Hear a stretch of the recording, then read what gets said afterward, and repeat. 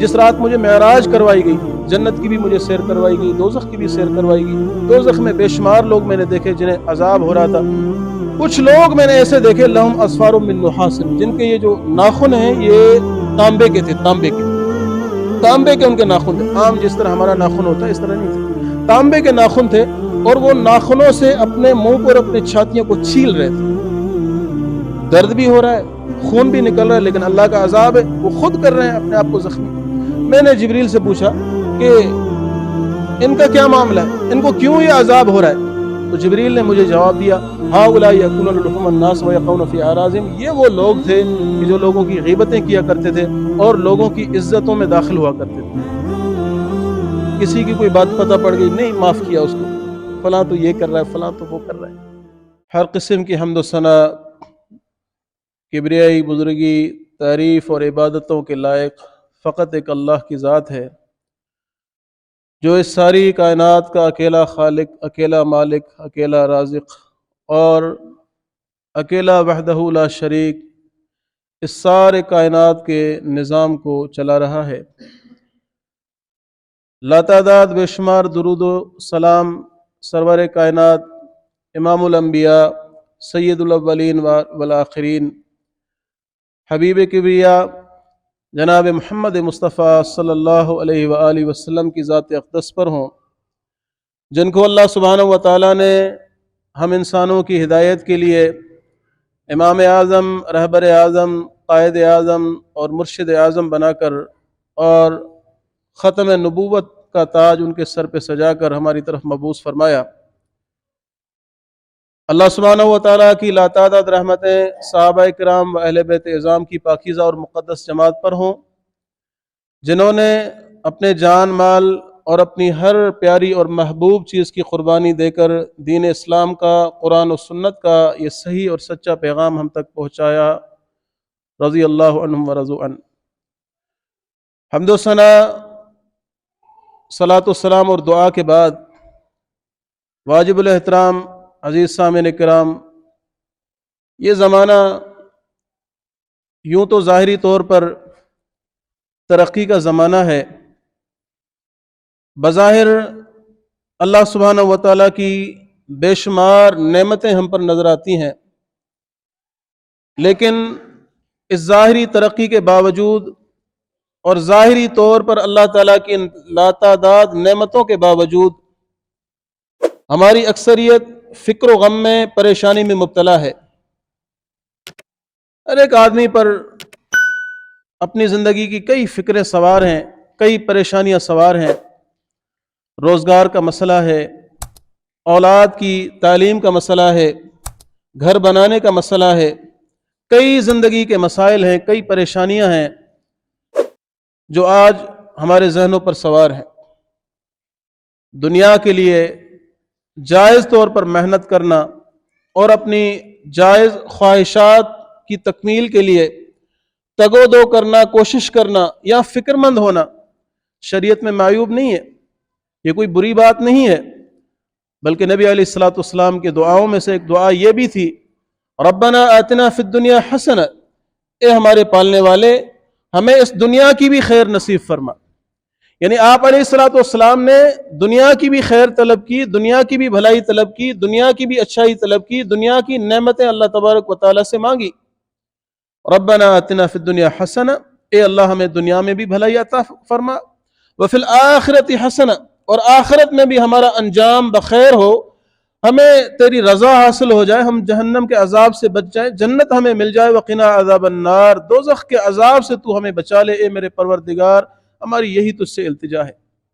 تو اس دعا میں اللہ کے نبی علیہ الصلوۃ والسلام نے آخرت کی خیر مانگی، جنت مانگی، دوزخ کے عذاب سے پناہ مانگی، لیکن دنیا کی بھی خیر اپنے پروردگار سے طلب کی ہے۔ تو دنیا کے حوالے سے ایک فکر اپنے اندر رکھنا کہ بھئی میں نے روزگار کا کرنا ہے، میں نے اپنے بچوں کی تعلیم و تربیت کا کرنا ہے، اور میں نے اپنے گھر وغیرہ کا بھی کرنا ہے، یہ کوئی معیوب چیز نہیں ہے، لیکن میرے بھائیوں، میرے دوستوں، بزرگوں، ہماری اصل فکر، ہماری اصل پریشانی ہماری آخرت ہونی چاہیے، ہماری نجات ہونی چاہیے۔ اگر یہ فکر اور یہ پریشانی ہمارے ذہنوں پر نہیں ہے، یعنی آخرت کے حوالے سے ہم فکر مند نہیں ہیں، تو دنیا کی جو فکر مندی ہے وہ سوائے پریشانی کے، پشیمانی کے کچھ نہیں ہے۔ اصل فکر جو ہے ہمارے ذہنوں پر ہماری آخرت کی ہونی چاہیے کہ ہمیں نجات کیسے ملے گی، نجات کے حوالے سے، دوزخ کے عذاب سے ہمیں بچاؤ مل جائے اور جنت ہمیں مل جائے، یہ ہماری اصل فکر ہونی چاہیے۔ اور یہی چیز ہمیں صحابہ کرام رضوان اللہ علیہم اجمعین کی زندگیوں سے ملتی ہے۔ اولاد تو ان کے ساتھ بھی تھی، پیٹ انہیں بھی لگا ہوا تھا، بال بچے ان کے بھی تھے، ان کی بھی ضروریات تھیں، لیکن آپ ان کی زندگیوں کو اٹھا کے دیکھ لیں، ان کے سوالات جو انہوں نے نبی علیہ الصلوۃ والسلام سے پوچھے ان پر غور کر کے دیکھ لیں۔ نبی علیہ الصلوۃ والسلام سے جو ان کی وابستگی تھی، اس وابستگی کی بنیاد پر انہوں نے پیارے پیغمبر سے کس قسم کے سوالات پوچھے اور کیا فکر ان کے ذہنوں پر سوار تھی۔ اگر ہم اسے دیکھنے کے لیے کتب احادیث کو کھولیں تو ہمیں یہی بات ملے گی کہ کوئی صحابی جنت کا پوچھ رہا ہے، کوئی دوزخ کے عذاب سے بچاؤ کا پوچھ رہا ہے، کوئی نجات کا سوال کر رہا ہے، کوئی یہ سوال کر رہا ہے کہ اللہ مجھ سے کیسے راضی ہو جائے۔ یعنی صحابہ کرام رضوان اللہ علیہم اجمعین کی اصل فکر جو ہے وہ دنیا نہیں تھی، آخرت تھی، اپنی نجات تھی، اپنی نجات کے لیے فکر مند ہوا کرتے تھے۔ وہ سنن اربعہ کی ایک صحیح روایت ہے کہ ایک شخص آیا، بوڑھا تھا، بوڑھا بڑی عمر کا، لاٹھی ٹیکتا ہوا آ رہا ہے، نبی علیہ الصلوۃ والسلام کے مجلس میں آیا اور آپ علیہ الصلوۃ والسلام کے سامنے آ کر اس نے عرض کی کہ اللہ کے نبی ان لی عذرات و فجرات، زندگی گزر گئی، بال سفید ہو گئے، بوڑھا ہو چکا ہوں، اور میں نے آپ کے دین کی بڑی تعریف سنی ہے، میں نے سنا ہے کہ آپ کا کلام سچا ہے، آپ کا فرمان سچا ہے، اور آپ جو ہے وہ سچی شریعت لائے ہیں، آپ آخری نبی ہیں۔ اب اس بڑھاپے کی عمر میں، زندگی کے ان آخری ایام میں میری فکر یہ ہے کہ میری نجات کیسے ممکن ہوگی۔ میں اسلام تو قبول کرنا چاہتا ہوں، لیکن ان لی عذرات و فجرات، کوئی گناہ چھوٹا بڑا نہیں ہے جو میں نے نہ کیا ہو۔ اگر آپ مجھے میری نجات کی ضمانت دے دیں کہ مجھے نجات مل جائے گی، میرے گناہ معاف ہو جائیں گے، اللہ مجھ سے راضی ہو جائے گا، دوزخ کے عذاب سے میں بچ جاؤں گا، جنت کی داخلہ مجھے مل جائے گی، تو میں اس شرط پر اسلام قبول کرنے کے لیے تیار ہوں۔ آپ علیہ الصلوۃ والسلام نے ارشاد فرمایا کہ میرے صحابی تو اب ہونے والے تھے، کلمہ پڑھنے والے تھے، آپ ان سے مخاطب ہوئے اور آپ نے فرمایا ان الاسلام یہدم ما کان قبلہ، اسلام قبول کرنے سے جو پہلے کے سارے گناہ وہ معاف ہو جاتے ہیں۔ وَإِنَّ الصَّلَاةَ يَهْدِمُ مَا كَانَ قَبْلَهَا، اور اسلام قبول کرنے کے بعد جب تم نماز پڑھنا شروع کرو گے تو نماز پڑھنے سے تمہارے صغیرہ گناہ سارے معاف ہو جائیں گے۔ تو آپ علیہ الصلوۃ والسلام نے اسے یہ تعلیم دی اور اس کے بعد وہ مسلمان ہو جاتا ہے۔ اس واقعے میں سے جو بات ہمیں سمجھ میں آتی ہے کہ صحابہ کی فکر جو ہے وہ دنیا نہیں تھی۔ اس نے یہ نہیں کہا کہ میں بوڑھا ہو چکا ہوں، پیچھے بچے بھی ہیں، پیچھے گھر بھی ہے، گھر والی بھی ہے، خاندان بھی ہے، کاروبار بھی، اس کا کیا بنے گا۔ فکر ذہن پہ یہ سوار تھی کہ اے اللہ کے حبیب مجھے بتائیے میری آخرت کیسے سنورے گی، مجھے نجات کیسے ملے گی، میرے یہ چھوٹے بڑے گناہ جو ہے وہ کیسے معاف ہوں گے، مجھے نجات کا رستہ بتائیے، مجھے فلاح کا رستہ بتائیے۔ تو نبی علیہ الصلوۃ والسلام کے دست مبارک پر اسلام قبول کیا، زندگی کے آخری ایام تھے، اپنی پچھلی جو بھی ان سے خطائیں ہوئی ان سے توبہ کی اور اللہ سبحانہ و تعالیٰ نے ان کا انجام بخیر کیا۔ تو ایسے کئی واقعات ہمیں ملتے ہیں کہ صحابہ کرام رضوان اللہ علیہم اجمعین کی اصل فکر دنیا نہیں تھی، آخرت تھی، اپنی نجات تھی۔ اور میرے بھائیو، ہم اکثر یہ سنتے ہیں کہ سب سے بڑی کامیابی جنت کا داخلہ ہے، لیکن جنت کے داخلہ سے پہلے بھی جو چیز ضروری ہے وہ نجات ہے۔ صحابہ کی بھی جو فکر ہوتی تھی وہ نجات کے متعلق ہوتی، ہمیں نجات مل جائے۔ قرآن مجید نے بھی ہمیں یہی بات بتائی ہے کہ جنت کا داخلہ تو بعد میں ہوگا، لیکن جنت میں داخلہ سے پہلے تمہیں دوزخ کے اوپر سے گزرنا پڑے گا، پل صراط سے گزرنا پڑے گا۔ سورہ مریم کو آپ اٹھا لیں، سورہ مریم میں اللہ سبحانہ و تعالیٰ نے ارشاد فرمایا وَإِن مِّنكُمْ إِلَّا وَارِدُهَا كَانَ عَلَى رَبِّكَ حَتْمًا مَّقْضِيًّا، تیرے رب کا یہ فیصلہ ہے اور یہ حتمی فیصلہ ہے اور یہ سب کے لیے ہے، کسی چھوٹے بڑے کا اس میں کوئی فرق نہیں ہے، نبی غیر نبی کا کوئی فرق نہیں ہے، امیر و غریب کا اس میں کوئی فرق نہیں ہے، نیکوکار اور بدکار کا کوئی فرق نہیں ہے، تیرے رب کا یہ فیصلہ ہے کہ جنت میں داخل ہونے سے پہلے دوزخ کے اوپر ایک پل لگائی جائے گی جسے پل صراط کہا جاتا ہے، وہاں سے تمہیں گزرنا پڑے گا۔ اب جو وہاں سے گزرتے ہوئے بچ گیا، نجات مل گئی، اسے وہی کامیاب۔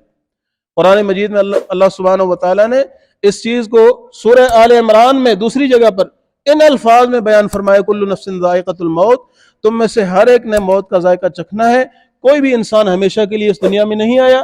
ایک دن اپنی زندگی جو اللہ نے نصیب میں لکھی ہے وہ گزار کر تمہیں اپنے رب کے پاس جانا ہے. فمن زحزح عن النار وادخل الجنت فقد فاز. یاد رکھو جس سے دوزخ کے عذاب سے نجات مل گئی اور جنت کا داخلہ نصیب ہوا وہی شخص کامیاب ہے. اس آیت مبارکہ کی ترتیب یہ بتاتی ہے ہمیں کہ جنت کی داخلہ بعد میں پہلے نجات تو ملے، پہلے دوزخ کے عذاب سے تو بندہ بچے، پھر جنت اور اس کی نعمتیں ہیں. تو صحابہ کی جو فکر ہوتی تھی وہ بھی نجات کے حوالے سے ہوا کرتی تھی کہ ہمیں نجات مل جائے پھر جنت تو یقینی ہے نا. آپ علیہ الصلوۃ والسلام کی کئی حدیثیں ہیں کہ اس پل صراط سے پھر جس بندے کے عمل اچھے ہوں گے کوئی اس طرح گزر جائے گا جس طرح ہم آنکھ جھپکتے ہیں. آنکھ جھپکنے میں کتنا وقت لگتا ہے؟ انتہائی تھوڑا سا قلیل سا وقت لگتا ہے. کوئی اس طرح گزر جائے گا، کوئی تیز ہوا کی طرح گزر جائے گا، کوئی اس طرح گزرے گا جیسے ایک اچھا شہ سوار ایک اچھے گھوڑے پہ چڑھ کے اور رستہ اپنا طے کرتا ہے. کوئی بندہ دوڑتا ہوا اسے پار کرے گا، کوئی چلتا ہوا پار کرے گا. کچھ ایسے بھی ہوں گے جو گریں گے، اٹھیں گے اور پھر اللہ کی رحمت سے بالآخر جنت کے دروازے تک پہنچ جائیں گے. اور کچھ ایسے بد نصیب بھی ہوں گے کہ جو نیچے گر پڑیں گے اور دائمی طور پر ہمیشہ کے لیے دوزخ کے عذاب کا لقمہ بن جائیں گے. اللہ تعالی ہمیں ان لوگوں سے بچائے. تو بنیادی بات میرے بھائیو یہ ہے کہ ہمیں یہ اتنی ساری جو فکریں ہم نے پال رکھی ہے نا، دنیا کی، کاروبار کی، اپنے بال بچوں کی، اپنے سیٹ اپ کی، اس کے ساتھ ہمیں ایک بڑی فکر یہ بھی پالنی چاہیے کہ مرنے کے بعد کیا ہوگا، مجھے مرنے کے بعد نجات کیسے ملے گی. یہاں کی تو فکریں اگر ختم بھی ہو گئیں، اگر ہم کامیاب بھی ہو گئے، گھر اچھا بن گیا، روزگار اچھا لگ گیا اور ایک اسٹیٹس بن گیا، پھر بھی جانا تو ہے بالآخر. یہ سب چھوڑ کے یہاں سے جانا ہے. مال و متاع، عہدہ اور مقام، دوستیاں، تعلقات، رشتہ دار، عزیز و اقارب، بیوی بچے، سب کچھ چھوڑ کے جانا ہے جن کے لیے ہم فکر مند ہوتے ہیں.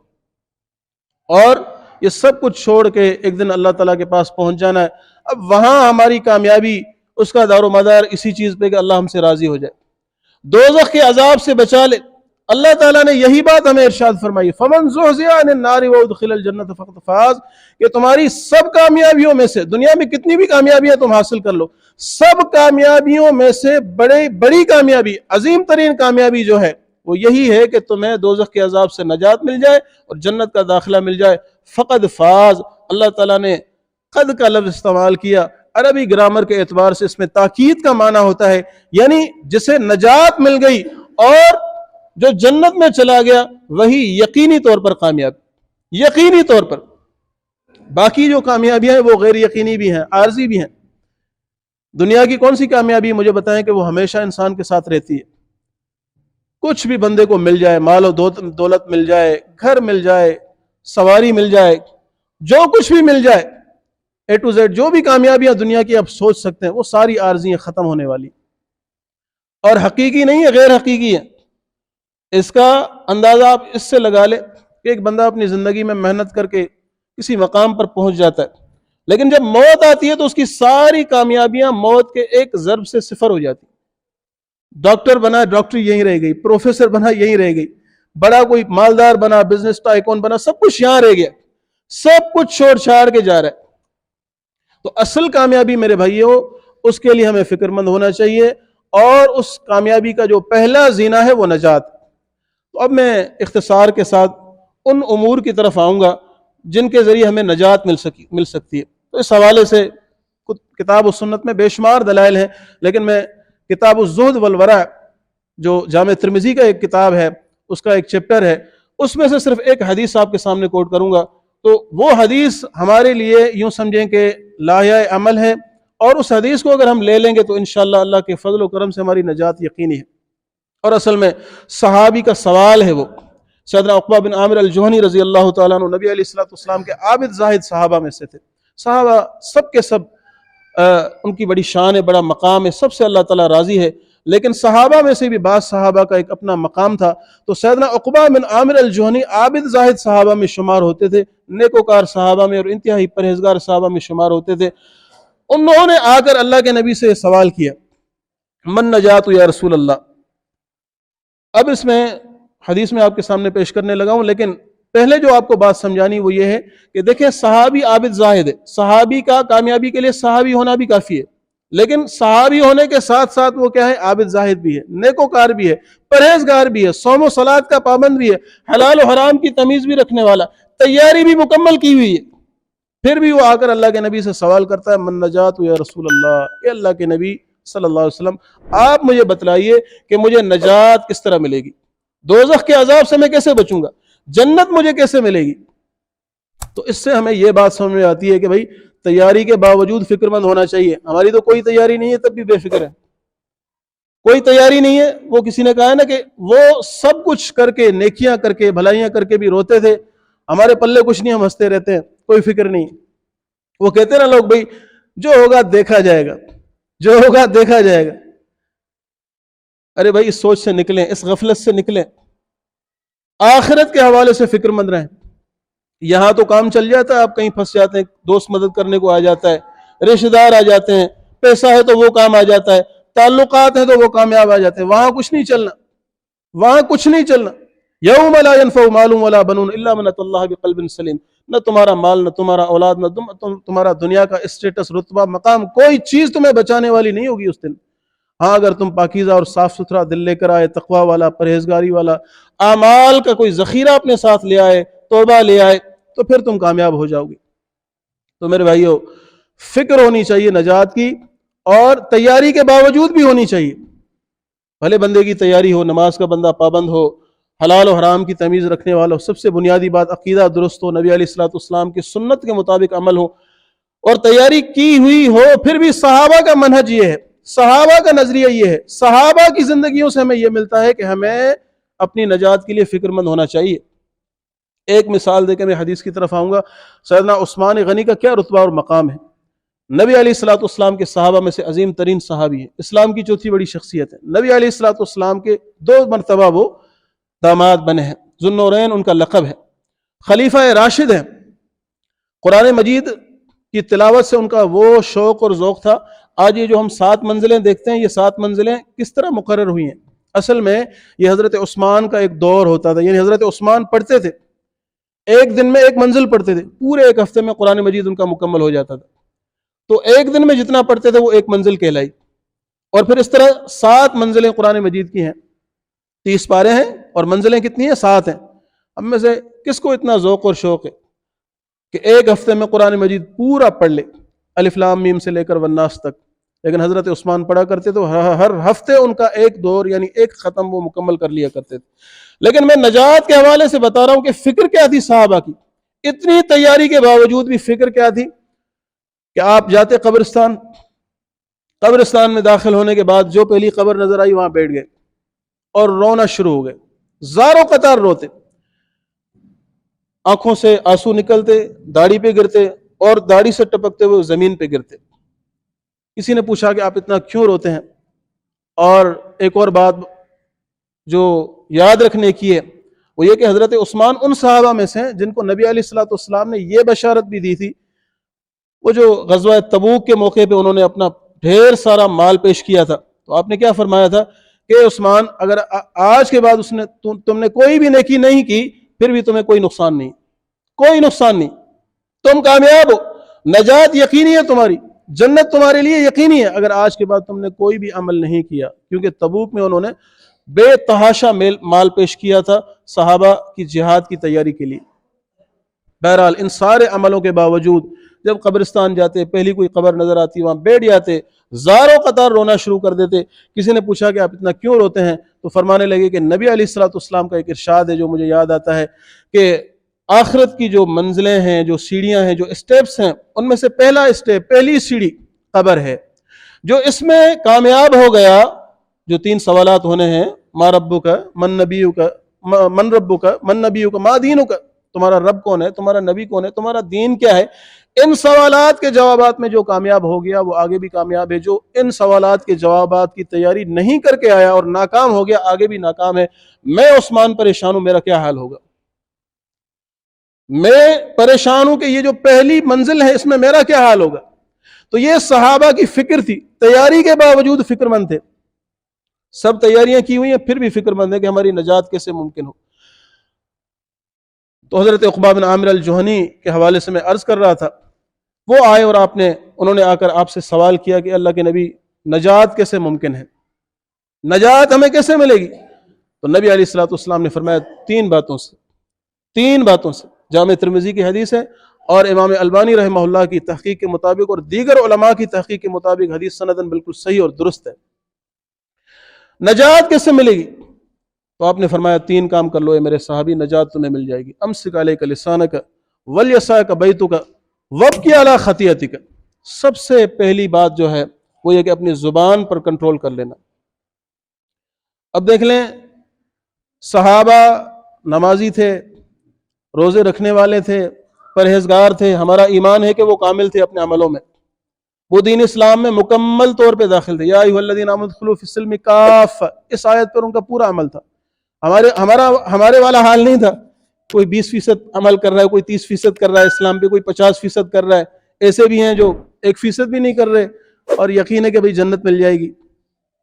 تو صحابہ جو ہے یہ سارے عمل کرنے کے باوجود فکر مند ہیں، اور آپ علیہ الصلوۃ والسلام نے نجات والے امور میں سب سے پہلے کس چیز کا ذکر کیا؟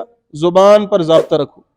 نماز کا ذکر نہیں ہے، روزے کا نہیں ہے، اسلام کے دیگر بنیادوں کا ذکر نہیں ہے۔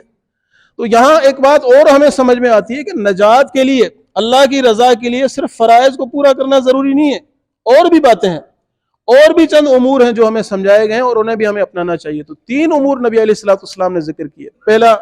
پہلا جو امر ہے، پہلا جو معاملہ ہے وہ یہ کہ امسک علیک لسانک، اپنی زبان پر تم کنٹرول رکھنا۔ بے شمار گناہ میرے بھائیو جو زبان سے ہوتے ہیں، اور میں آپ کو بتاتا چلوں دیگر اعضاء کے جو گناہ ہیں وہ ہم شعوری طور پر کرتے ہیں، یعنی سوچ سمجھ کے کرتے ہیں، ہاتھ سے کوئی گناہ ہو رہا ہے، پیروں سے ہو رہا ہے، کانوں سے ہو رہا ہے۔ زبان کے جو گناہ ہیں وہ غیر شعوری طور پر ہوتے ہیں، پتہ ہی نہیں پڑتا بندہ کیا کیا بول رہا ہے۔ نبی علیہ الصلوۃ والسلام کی حدیث جامع ترمذی کی صحیح سند کے ساتھ، جب صبح ہوتی ہے تو انسان کے سارے اعضاء زبان کے سامنے ہاتھ جوڑتے ہیں کہ تم سیدھی رہنا، اگر تم سیدھی رہی تو ہم بھی سیدھے رہیں گے، اور اگر تم راہ راست سے بھٹک گئی تو ہم بھی گناہ کے رستے پہ چل پڑیں گے۔ تو زبان کا معاملہ بڑا سخت ہے۔ نبی علیہ الصلوۃ والسلام کے پاس صحابی آتے ہیں، سیدنا معاذ بن جبل، وہ کہتے ہیں اللہ کے نبی مجھے ایسا عمل بتائیں جس سے میں دوزخ سے بچ جاؤں اور جنت میں داخل ہو جاؤں۔ آپ نے نماز کا بھی بتایا، صدقے کا بھی بتایا، دیگر اعمال کا بھی بتایا، اور آخر میں آپ نے صحابی کو یہ بتایا کہ کیا میں تمہیں ایک بنیادی چیز نہ بتاؤں جس سے تم جہنم کے عذاب سے بچ جاؤ اور جنت میں داخل ہو جاؤ؟ صحابی نے فرمایا آپ ضرور بتائیے۔ آپ نے فرمایا کہ امسک علیک لسانک، زبان پر کنٹرول رکھنا، نمازوں کے باوجود، تلاوتوں کے باوجود، ذکر و اذکار کے باوجود، سارے عملوں کے باوجود تمہیں اس چیز کا خیال رکھنا ہے کہ زبان پر کنٹرول رکھنا ہے، زبان کا غلط استعمال جو ہے وہ اس سے بچنا ہے، جھوٹ سے، غیبت سے، بہتان بازی سے، اور بھی بے شمار گناہ ہیں، ان سے بچنا ہے۔ تو صحابی تعجب سے سوال کرنے لگے۔ جامع ترمذی کی روایت ہے، مسند احمد میں بھی موجود ہے، سنن نبی داؤد میں صحیح سند کے ساتھ موجود۔ صحابی تعجب سے پوچھنے لگے انواخذ بما نتکلم، اے اللہ کے نبی کیا بولنے سے، گفتگو کرنے سے بھی کوئی مواخذہ ہوگا ہمارا؟ ہم یہ جو بولتے ہیں اس پر بھی کوئی ہماری پکڑ ہے؟ تو آپ نے فرمایا سکلت کا امک یا معاذ، اے معاذ تمہاری ماں تمہیں گم پائے۔ یہ ایک جملہ ہے جس میں حقیقت مراد نہیں لی جاتی، عربوں کا ایک عادت تھی، بولتے تھے سکلت کا امک یا معاذ، اے معاذ تیری ماں تجھے گم پائے۔ کیا تجھے پتہ نہیں ہے کہ قیامت کے دن سب سے زیادہ دوزخ میں جو لوگ گرائے جائیں گے یا گریں گے، دوزخ کا ایندھن بنیں گے، ان کا گناہ یہ ہوگا کہ اللہ حصائد السنتہم، حدیث کے الفاظ ہیں کہ ان کی زبانیں کینچیوں کی طرح چلتی ہوں گی، وہ اپنی زبانوں کے استعمال میں غیر محتاط ہوں گے، جو آیا بول دیا، جو منہ میں آیا بول دیا، یہ نہیں سوچا کہ یہ بات صحیح بھی ہے یا غلط ہے، حق ہے یا باطل ہے، ثواب کی بات ہے یا گناہ کی بات ہے۔ نبی علیہ الصلوۃ والسلام کی حدیث ہے صحیح بخاری کے حوالے سے جو ہمیں زبان کے استعمال کے حوالے سے بڑا محتاط بناتی ہے۔ وہ فرمان کیا ہے؟ پیارے پیغمبر نے فرمایا من کان یؤمن باللہ والیوم الآخر فلیقل خیرا او لیصمت، تم میں سے جس شخص کا اللہ پر اور آخرت پر ایمان ہے اسے چاہیے کہ وہ اپنی زبان سے خیر کی بات نکالے ورنہ خاموش رہے۔ وہ جو کہا گیا ہے نا کہ خاموشی بھی عبادت ہے، وہ اس طرح ہے کہ بندہ سوچے کہ میری زبان سے یہ جو کلمات نکل رہی ہیں اللہ کی رضا والے ہیں، اللہ کی ناراضگی والے ہیں۔ اور میرے بھائیو اس میں ایک بہت بڑی غلطی جو ہم سب سے ہوتی ہے وہ یہ ہے کہ زبان کے گناہوں میں سے ایک گناہ یہ ہے، ایسا ہے جو ہم کرتے ہیں، روز کرتے ہیں اور بے دریغ کرتے ہیں۔ وہ کیا ہے غیبت کرنا، لوگوں کے دل توڑنا، لوگوں کی خامیاں ادھر ادھر بیان کرنا محبوب مشغلہ ہے۔ کوئی مجلس خالی نہیں، اللہ معاف فرمائے، نہ جو ہے وہ کوئی آفس خالی ہے اس سے، نہ کوئی کاروباری جگہ خالی ہے، نہ گھر خالی ہے۔ فراغت میں کیا ہوتا ہے؟ آپ بھلے غور کر کے دیکھ لیں، فراغت میں جب ہم بیٹھے ہوئے، گفتگو ہو رہی ہے، بیٹھے ہوئے ہیں، اور کیا بات ہو رہی ہے؟ کسی نہ کسی کی اللہ معاف فرمائے برائی ہو رہی ہے، اور کوئی پرواہ بھی نہیں ہے کہ یہ ہم اپنے لیے بوجھ بڑھا رہے ہیں۔ فرشتہ تو بیٹھا ہوا ہے قرآن مجید میں، وہ تو لکھ رہا ہے سب کچھ، اور وہ لکھے گا، ریکارڈ کرے گا، اور اللہ تعالیٰ کے سامنے قیامت کے دن پیش کرے گا، ھذا ما لدی عتید، اے میرے اللہ تو نے میری ذمہ داری لگائی تھی کہ اس کی باتوں کو میں نوٹ کروں، اس کے عملوں کو نوٹ کروں، یہ اس کا ریکارڈ ہے۔ اور اس دن نبی علیہ الصلوۃ والسلام کی حدیث کے مطابق بہت سارے ایسے لوگ ہوں گے جن کے نامہ اعمال میں سب سے زیادہ جو گناہ ہوں گے ان کے زبانوں کے ہوں گے، اور وہ محض اسی بنیاد پر دوزخ کے عذاب کا ایندھن بن جائیں گے۔ امام بخاری رحمۃ اللہ علیہ کا کیا مرتبہ اور مقام ہے، آپ فرمایا کرتے تھے کہ ایک چیز کے بارے میں مجھے پورا یقین ہے، اللہ تعالیٰ اس چیز کے بارے میں میرا مواخذہ نہیں کرے گا، میری پکڑ نہیں کرے گا، اس چیز کے متعلق میرا حساب و کتاب نہیں ہوگا۔ کسی نے پوچھا کون سی چیز؟ فرمانے لگے غیبت، ما غبت مذ علمت ان الغیبت حرام، جس دن مجھے پتا پڑا کہ بھئی غیبت حرام ہے، میں نے کسی کی غیبت نہیں کی۔ ہم باز آتے ہیں، اللہ معاف فرمائے، نمازی بھی ہوتے ہیں اور بھی ہمارے اندر اچھائیاں ہوتی ہیں، لیکن اس چیز سے اکثریت ہماری، سب کی میں بات نہیں کر رہا، اکثریت ہماری جو ہے باز نہیں آتی اس چیز سے۔ نبی علیہ الصلوۃ والسلام کا ایک فرمان ہے صحیح مسلم کے حوالے سے، آپ نے ارشاد فرمایا لما عرج بی، جس رات مجھے معراج کروائی گئی، جنت کی بھی مجھے سیر کروائی گئی، دوزخ کی بھی سیر کروائی گئی۔ دوزخ میں بے شمار لوگ میں نے دیکھے جنہیں عذاب ہو رہا تھا، کچھ لوگ میں نے ایسے دیکھے لہم اصفار من نحاس، جن کے یہ جو ناخن ہیں یہ تانبے کے تھے، تانبے کے ان کے ناخن تھے، عام جس طرح ہمارا ناخن ہوتا ہے اس طرح نہیں تھے، تانبے کے ناخن تھے، اور وہ ناخنوں سے اپنے منہ کو اور اپنے چھاتیوں کو چھیل رہے تھے۔ درد بھی ہو رہا ہے، خون بھی نکل رہا ہے، لیکن اللہ کا عذاب ہے، وہ خود کر رہے ہیں اپنے آپ کو زخمی۔ میں نے جبریل سے پوچھا کہ ان کا کیا معاملہ ہے، ان کو کیوں یہ عذاب ہو رہا ہے؟ تو جبریل نے مجھے جواب دیا ہؤلاء یأکلون لحوم الناس ویقعون فی اعراضهم، یہ وہ لوگ تھے کہ جو لوگوں کی غیبتیں کیا کرتے تھے اور لوگوں کی عزتوں میں داخل ہوا کرتے تھے۔ کسی کی کوئی بات پتہ پڑ گئی، نہیں معاف کیا اس کو، فلاں تو یہ کر رہا ہے، فلاں تو وہ کر رہا ہے۔ حالانکہ اس حوالے سے بھی نبوی منہج یہ ہے، نبی علیہ الصلوۃ والسلام کا حکم اور طریقہ یہ ہے، آپ علیہ الصلوۃ والسلام کی سنت یہ ہے کہ اگر آپ کو پتہ پڑ جائے کہ آپ کے بھائی میں کوئی عیب ہے تو اس کی جا کر خاموشی سے اصلاح کریں۔ نبی علیہ الصلوۃ والسلام نے وہ جو ارشاد فرمایا کہ مومن مومن کا آئینہ ہے، حسن درجے کی یہ حدیث ہے، مومن مومن کا آئینہ ہے۔ اس کا کیا مطلب ہے؟ آئینہ کبھی چیخ کر نہیں بتاتا، آئینہ آپ کے چہرے پر اگر کوئی چیز لگی ہوئی ہے تو چیخ کر سب کو نہیں بتاتا، خاموشی سے آپ کو بتاتا ہے کہ آپ کے چہرے پہ یہ چیز لگی، آپ اسے ہٹا لیں، صاف کر لیں، اپنے بالوں میں کنگھی کر لیں، اپنے چہرے کو درست کر لیں، اپنی ٹوپی وغیرہ درست کر لیں۔ آئینہ خاموشی سے اصلاح کرتا ہے، ہم سے یہ چیز نہیں ہوتی، ہاں برائیاں جم کے کریں گے، اور پھر اگلے کو پتہ پڑ جائے تو یہ بھی ہوتا ہے۔ اگر اگلا بندہ تھوڑا پاورفل ہے، ذرا رتبے اور مقام والا ہے، تو ہم بولتے ہیں بھائی میں نے تو بولا ہی نہیں، میں نے تو یہ بات کی نہیں، آپ کو کس نے کہا ہے؟ یعنی ڈبل گناہ ہو گیا، غیبت بھی کر لی اور سامنے آنے پر جھوٹ بھی بول لیے۔ تو میرے بھائیو، زبان کے جو گناہ ہیں ان سے بچیں، کوشش کریں کہ فراغت میں اپنی زبان کو اللہ کے ذکر سے تر رکھیں۔ صحیح مسلم کی حدیث ہے، نبی علیہ الصلوۃ والسلام کا ارشاد ہے صرف الحمدللہ کہنے سے نصف میزان بھر جاتی ہے، سبحان اللہ کہنے سے جو عملوں کی میزان ہے، اور وہ کتنی بڑی ہے، آپ نے فرمایا زمین اور آسمان پوری ڈالی جائے اس کے اندر تب بھی سما جائے، اتنی بڑی عملوں کی میزان ہے، وہ پوری آپ نے فرمایا کہ سبحان اللہ کہنے سے بھر جاتی ہے۔ تو بہتر نہیں ہے ہم تنہائی میں بیٹھے الحمدللہ، سبحان اللہ، استغفر اللہ، اللہ اکبر، یہ اذکار پڑھتے رہیں؟ یہ بہتر نہیں ہے؟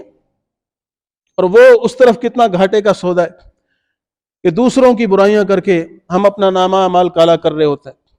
ہمیں ملتا ہے کیا اس سے؟ عارضی طور پر تھوڑا سا دل کو ایک سکون مل جاتا ہے، عارضی طور پر۔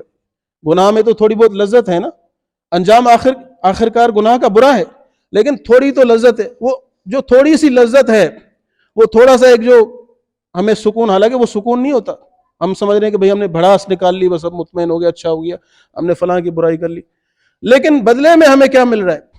نامہ اعمال کالا ہو رہا ہے۔ فرشتے بیٹھے ہوئے وہ روکتے نہیں ہیں، وہ نہیں بولتے کہ بھئی رک جاؤ، کیا بول رہے ہو، میں لکھ رہا ہوں سارا، آپ کا ریکارڈ بنا رہا ہوں، ان کی ذمہ داری وہ لکھ رہے ہیں۔ تو میرے بھائی، زبان کے گناہوں سے بچیں، خاص طور پر غیبت سے بچیں۔ تو آپ نے فرمایا کہ زبان پر کنٹرول رکھو تو میں نجات مل جائے گی۔ دوسرا آپ علیہ الصلوۃ والسلام نے ارشاد فرمایا وَلْيَسَعْكَ بَيْتُكَ، اپنے گھر کو اپنے لیے کافی سمجھو۔ ہمیں باہر مزہ آتا ہے، ٹھیک ہے، کبھی کبھار آؤٹنگ بھی کرنی چاہیے، ضرورت ہے، بندہ ایک جگہ بیٹھ کے ذرا بور بھی ہو جاتا ہے، لیکن ہر وقت باہر رہنا اپنے ضروری کاموں سے فارغ ہونے کے بعد، اس میں بھی فتنے۔ آپ باہر رہیں گے، ظاہر ہے آپ کی گیدرنگ ہوگی، مجلس ہوگی، بیٹھیں گے، دوست سارے ایک جیسے نہیں ہوتے، مجلسیں ساری اچھی بھی نہیں ہوتی، ہر جگہ جانے کی گھومنے کی اچھی بھی نہیں ہوتی۔ جب گھر چھوڑ کر ہم جائیں گے تو ہم فتنوں کا شکار ہوں گے، کہیں بری چیز دیکھیں گے، آنکھوں کا گناہ ہو گیا، کہیں بری چیز سنیں گے، کانوں کا گناہ ہو گیا، کچھ کہیں بول دیں گے۔ گھر میں رہیں گے تو ان سارے باہر کے فتنوں سے محفوظ رہیں گے۔ تو نبی علیہ الصلوۃ والسلام کا ارشاد ہے، اپنے صحابی کو تعلیم ہے، ساری امت کو یہ تعلیم ہے کہ اگر نجات چاہتے ہو تو اپنے گھر کے کونے کو اپنے لیے لازم پکڑو اپنے ضروری کاموں کے بعد۔ ہاں، مقصد جب کوئی نیک ہو تو آپ نکل سکتے ہیں، اپنی ضروری حاجت کے لیے بھی نکل سکتے ہیں، جنازے میں شرکت کریں، مسجد میں تو لازمی جانا ہے 5 وقت، جمعے میں شرکت کریں، کوئی اچھی مجلس ہو رہی ہے اس میں آپ چلے جائیں، کسی کی مدد کو چلے جائیں، کسی کی عیادت کو چلے جائیں، کسی کی کوئی پریشانی ہے اس کو حل کرنے کے لیے باہر چلے جائیں، لیکن جب اپنی ڈیوٹی سے، اپنے روزگار کے معاملات سے، اپنے باہر کے ضروری کاموں سے فارغ ہو جائے تو نبوی تعلیم یہ ہے اور نجات کا راستہ یہ ہے کہ اپنے گھر کے کونے کو لازم پکڑ لو، گھر کے کونے کو لازم پکڑ لو۔ اور یہاں میں ایک بات عرض کروں گا میرے بھائیوں کہ گھر میں ہمیں نجات تب ملے گی جب ہمارے گھروں کا ماحول بھی سنت کے مطابق ہو، یہ بھی چیز بڑی ضروری ہے۔ اگر گھروں میں ہم نے باہر کی ساری خرافات لا کر رکھی ہوئی ہیں، سارے چینلز چل رہے ہیں صحیح غلط، وہ دیکھے جا رہے ہیں، اور بھی غیر شرعی ماحول ہے، کوئی دینی ماحول گھر میں موجود نہیں ہے، نماز کا اہتمام نہیں ہے اور قرآن کی تلاوت کا اہتمام نہیں ہے، گھر کا ماحول اگر سنت کے مطابق نہیں ہے تو پھر بھائی نجات گھر میں بھی نہیں ملنی۔ تو اگر گھر میں ہمیں نجات چاہیے تو اس کے لیے یہ بات بھی ضروری ہے کہ ہم اپنے گھروں کا ماحول نبوی بنائیں۔ اور وہ کیا ہے؟ قرآن مجید میں اللہ سبحانہ و تعالیٰ نے ازواج مطہرات کو یہ حکم دیا، وَاذْكُرْنَ مَا يُتْلَىٰ فِي بُيُوتِكُنَّ مِنْ آيَاتِ اللَّهِ وَالْحِكْمَةِ، کہ اے نبی کی گھر والیو تم اپنے گھر میں تلاوت کرو اللہ کے کلام کی، اور جو حکمت ہے، حکمت سے مراد یہاں حدیث ہے، یعنی نبی علیہ الصلوۃ والسلام کے فرامین وہ ایک دوسرے کو سناؤ، ایک دوسرے کی اصلاح کرو۔ تو گھر میں نجات میرے بھائیوں تب ملے گی جب گھروں کا ماحول ہم سنت کے مطابق کریں گے۔ اور آخری بات جو اس حدیث میں نبی علیہ الصلوۃ والسلام نے اپنے صحابی کو بطور نصیحت ارشاد فرمائی نجات کے لیے، وہ یہ تھی کہ وَابْكِ عَلَىٰ خَطِيئَتِكَ، اگر تمہیں نجات چاہیے، دوزخ کے عذاب سے پناہ چاہتے ہو، جنت میں جانا چاہتے ہو، تو تیسرا عمل آپ نے یہ بتایا کہ وَابْكِ عَلَىٰ خَطِيئَتِكَ، اگر تم سے کوئی گناہ ہو جائے، غلطی ہو جائے تو رو کر اپنے رب سے معافی مانگ لو، کہ توبہ کا سب سے پہلا زینہ جو ہے وہ پشیمانی ہے۔ نبی علیہ الصلوۃ والسلام کا ارشاد پاک ہے 2 آنکھیں ایسی ہیں اللہ سبحانہ و تعالیٰ نے ان پر دوزخ کی عذاب کو حرام قرار دیا ہے، ایک وہ آنکھ جو اللہ کی راہ میں پہرا دیتی ہے، اور دوسری وہ آنکھ جو اللہ کے خوف سے رو پڑتی ہے۔ جبکہ صحیح ترغیب میں ایک اور روایت ہے صحیح سند سے کہ اگر اللہ کے خوف سے ایک آدمی کے آنکھ سے اتنا آنسو نکلا جتنا مکھی کا سر ہوتا ہے، مکھی کا سر کتنا ہوتا ہے؟ چھوٹا سا ہوتا ہے، اتنا بھی اگر آنسو بہہ گیا تو ایسی آنکھ پر بھی دوزخ کی عذاب حرام ہے۔ اور نبی علیہ الصلوۃ والسلام کا وہ معروف فرمان بھی ہے جس میں آپ نے 7 خوش نصیبوں کا ذکر کیا جو قیامت کے دن اللہ کے عرش کی چھاؤں میں ہوں گے، جب کوئی چھاؤں نہیں ہوگی، کوئی درخت نہیں ہوگا، کوئی سایہ نہیں ہوگا، کوئی اس دن جو سورج کی گرمی ہوگی اس سے بچنے کی کوئی جگہ نہیں ہوگی، تو اس سے بچنے کے لیے واحد اللہ کے عرش کا سایہ ہوگا، اور اس سایہ میں جو 7 خوش نصیب کھڑے ہوں گے ان میں ایک خوش نصیب وہ ہوگا وَرَجُلٌ ذَكَرَ اللَّهَ خَالِيًا فَفَاضَتْ عَيْنَاهُ، وہ آدمی جس نے تنہائی میں بیٹھ کے اللہ سبحانہ و تعالیٰ کی عظمت کو اور اس نے جو گناہوں پر سزائیں بتائیں ان کو یاد کیا اور وہ رو پڑا کہ میرے اللہ تیرے اتنے سارے احکامات میں نے پامال کر دی، اتنی ساری کوتاہیاں کر دی، میرا پتہ نہیں کیا حال ہوگا۔ اس ندامت سے اور اس خوف سے وہ رو پڑا تنہائی میں، تو اللہ سبحانہ و تعالیٰ ایسے شخص کو اپنے عرش عظیم کا سایہ نصیب فرمائیں گے۔ تو میرے بھائیو، روتے تو رہتے ہیں سب، کوئی اپنے اولاد کے نافرمان ہونے پہ رو رہا ہے، کوئی نقصان پہ رو رہا ہے، کسی کے ساتھ کوئی مسئلہ ہو رہا ہے، روتے تو سبھی ہیں، کچھ سب کے سامنے، کچھ تنہائی میں روتے ہیں، لیکن کوشش کریں یہ تنہائی میں جو آنسو ہیں وہ اللہ کے خوف سے نکلے۔ اللہ کے خوف سے جو آنسو نکلا اس میں ہمارے لیے نجات ہی نجات ہے، اور اس میں ہمارے لیے کامیابی اور کامیابی ہے۔ اللہ سبحانہ و تعالیٰ سے دعا ہے جو آپ کے سامنے بیان کیا اس پر سب سے پہلے مجھے صحیح معنی میں اور آپ تمام سننے والوں کو عمل کرنے کی توفیق عطا فرمائے۔ گفتگو کا خلاصہ یہ تھا کہ میرے بھائیو فکر کریں، دنیا کی فکر تو ہر بندہ کرتا ہے، لیکن اصل فکر جو ہے وہ اپنی آخرت کی کریں، اپنی نجات کی کریں، اور نجات کے لیے صرف فرائض پورے کرنا ضروری نہیں ہے، بلکہ فرائض کے ساتھ یہ اعمال جو نبی علیہ الصلوۃ والسلام نے بتلائے ان کو بھی اپنائیں۔ نمازیں بے شک پڑھیں، فرض ہیں، روزے رکھیں، نیکی کے کام کریں، اللہ کی راہ میں خرچ کریں، سب کچھ کریں، لیکن اگر نجات چاہیے تو ان تین اعمال کو بھی ضرور اپنائیں۔ کون سے 3 اعمال؟ زبان کا صحیح استعمال کریں، زبان کے گناہوں سے بچیں، اور اپنے گھر کے کونے کو اپنے لیے لازم سمجھیں، اور اسی طرح گناہوں پر رو کر اللہ تعالیٰ سے معافی مانگیں۔ اللہ سبحانہ و تعالیٰ مجھے اور آپ تمام بھائیوں کو صحیح طور پر قرآن و سنت پر عمل پیرا ہونے کی توفیق عطا فرمائے، ہماری آخرت کی منزلیں اللہ تعالیٰ آسان فرمائے، نجات ہمیں عطا فرما دے، اور آخرت میں ہم سے راضی ہو کر جنت میں اپنے حبیب علیہ الصلوۃ والسلام کی قربت ہمیں نصیب فرمائے۔ آمین، وآخر دعوایا ان الحمد للہ رب العالمین۔